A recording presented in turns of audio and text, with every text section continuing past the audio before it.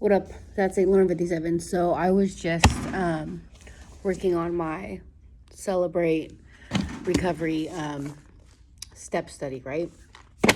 And as I was, we're working on the first lesson, which the first lesson is denial. But what I love is when I go to Celebrate Recovery, we always read the Serenity Prayer, but it's a little bit longer than the one that you typically read in like NA or AA, which goes as, God, grant me the serenity to accept the things I cannot change, the power to change the things I can, and the wisdom to know the difference. Now, the Serenity Prayer that we read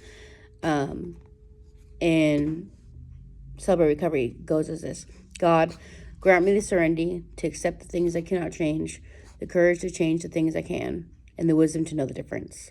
Living one day at a time, enjoying one moment at a time, accepting hardship as a pathway to peace, taking as Jesus did this sinful world as it is, not as it would have it, trusting that you will make all things right if I surrender to your will, so that I may be reasonably happy in this life and supremely happy with you forever in the next. Amen.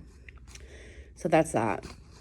And I guess the serenity prayer that we're used to in secular recovery, AA, NA, is only the first 4 lines of the actual serenity prayer. Which obviously, step 1 is we admitted we were powerless over our addictions and compulsive behaviors, that our lives had become unmanageable.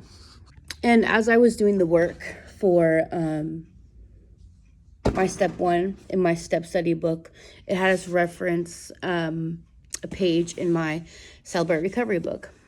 And I was reading this, and this particular little phrase stood out to me.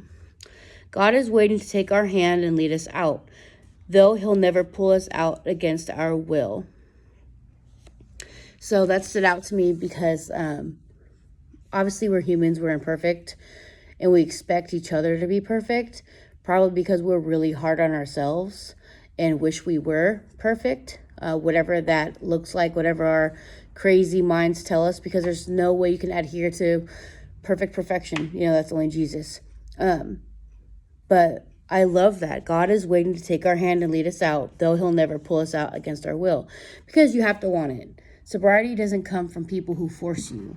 Like, you have to be ready, and that's why it's really hard sometimes to watch our loved ones go in and out, is because they got to do more research.